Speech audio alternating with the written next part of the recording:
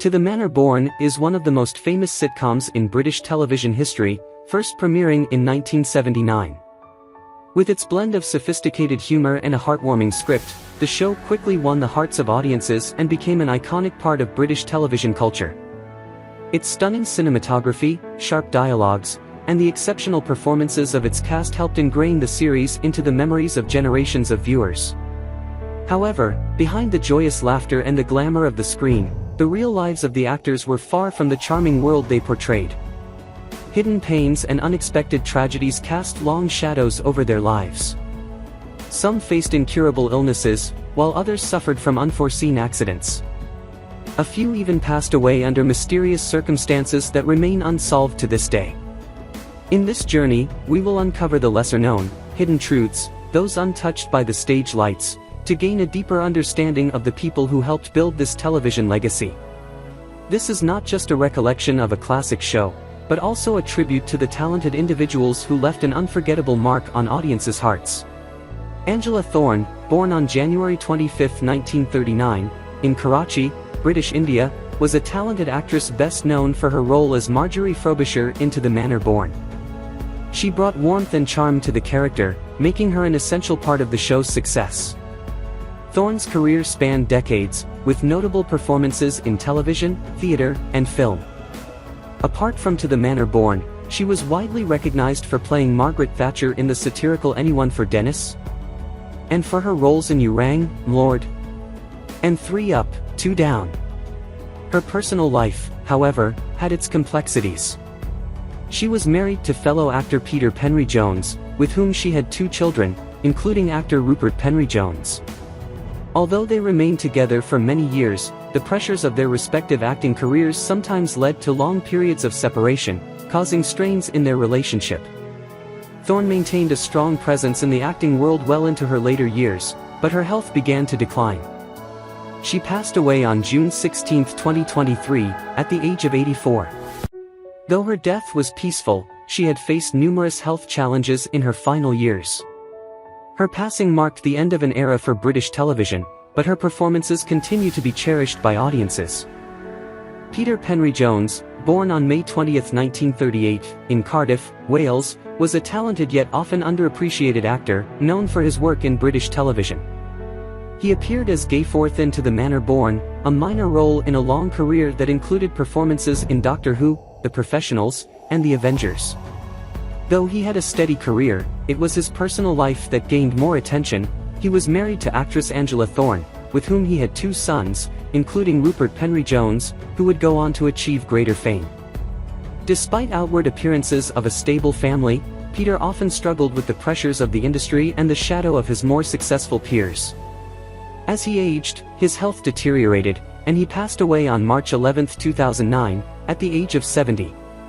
His death was a quiet one, overshadowed by the careers of his surviving family members, but his contributions to British television remain a part of his legacy. John Rudling, born on April 19, 1898, in London, England, was an accomplished character actor best known for his role as Brabinger, the devoted butler in To the Manor Born. His portrayal of the elderly, soft-spoken, and loyal servant added an air of traditional British refinement to the series. Before joining the show, Rudling had a long and distinguished career in theatre and television, often playing butlers, clerks, and other supporting roles in British period dramas and sitcoms. Some of his other appearances included roles in Upstairs, Downstairs, The Good Life, and Dad's Army. Despite his professional success, Rudling's personal life was marked by solitude.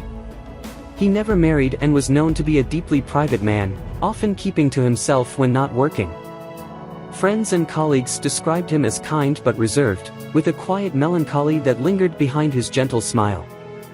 His health declined in the early 1980s, and he was diagnosed with a severe lung condition, likely exacerbated by years of smoking.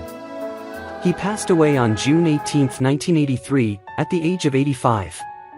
His absence was keenly felt by the To the Manor Born cast and crew, as his presence had been a significant part of the show's charm. Though gone, his legacy lives on through the timeless appeal of the series, where his role as Brabinger remains beloved by fans. Joyce Windsor, born on January 21, 1932, in London, England, was an actress whose face was recognizable to many, even if her name never reached household status. She played Mrs. Plunkett in To the Manor Born, but her career was filled with appearances in classic British series such as Z-Cars, Last of the Summer Wine, and The Bill. Windsor was known for her warm yet commanding presence, often cast in roles that required both humor and authority. However, her personal life was less steady. She never married, and though colleagues spoke highly of her, she reportedly experienced deep loneliness in her later years. With no immediate family, she spent much of her final years in relative isolation. She passed away on October 15, 2008, at the age of 76. Though her death went largely unnoticed by the public, those who worked with her remembered her fondly as a dedicated performer whose career, like many character actors, was defined more by consistency than fame. Michael Bilton, born on December 14, 1919, in Cottingham, East Yorkshire, England, was a seasoned character actor whose weathered face and distinctive presence made him a memorable figure in British television.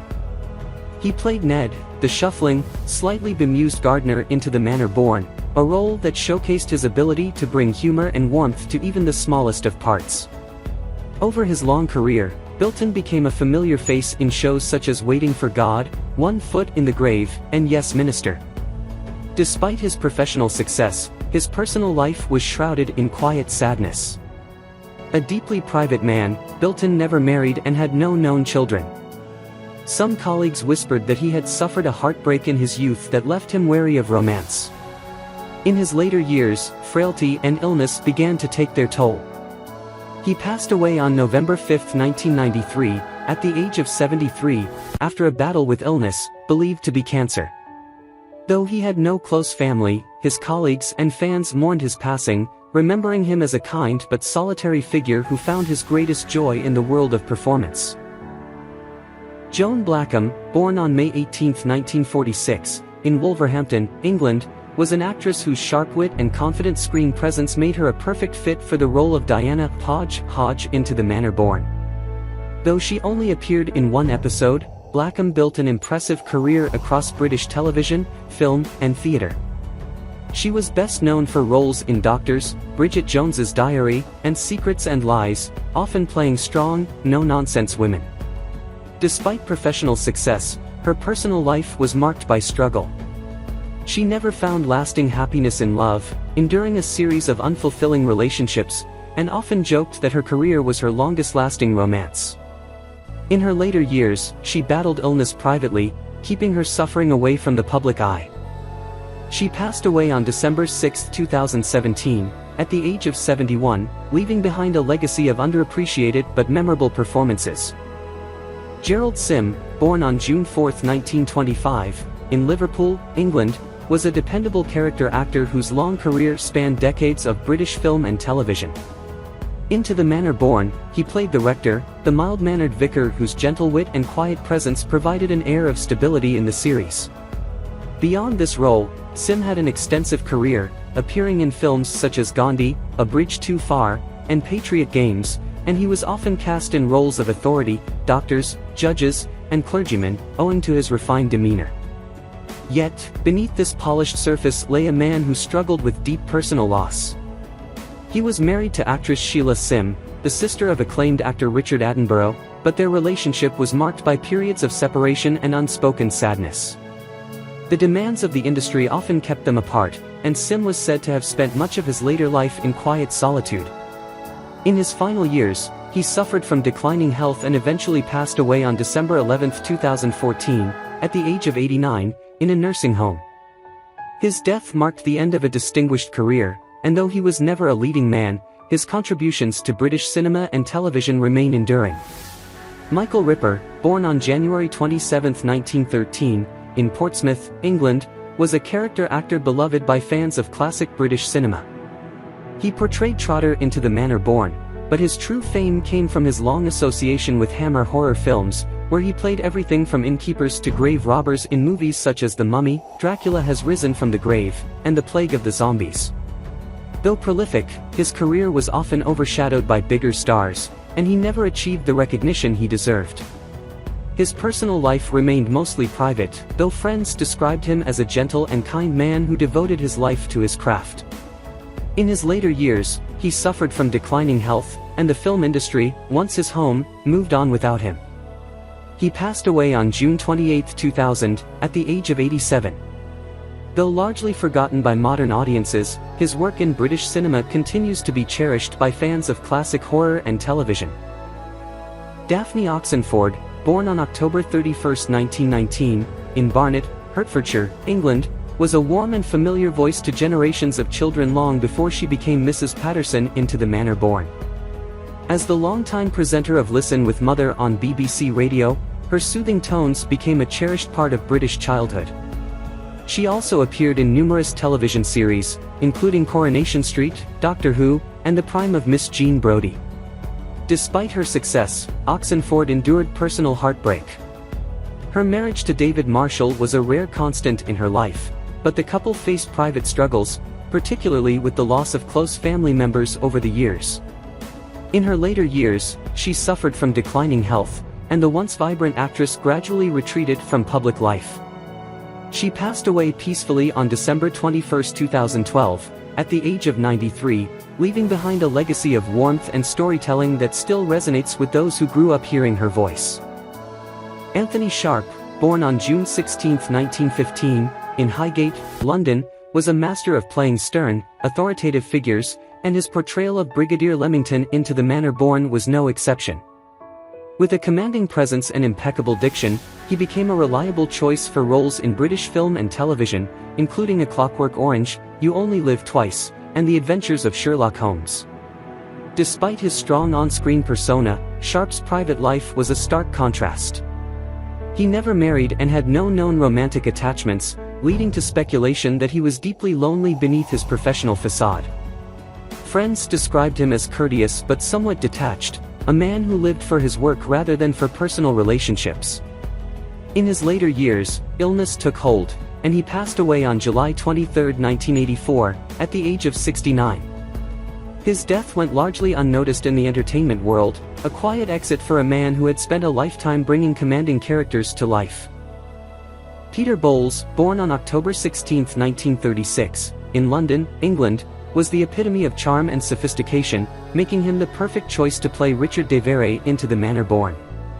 As the self-made millionaire who buys Grantley Manor, Bowles brought a mix of wit, elegance, and vulnerability to the role, making Richard an endearing counterpart to Penelope Keats' Audrey Forbes Hamilton. His career spanned more than 6 decades, with standout performances in Only When I Laugh, The Irish RM, and Rumpole of the Bailey.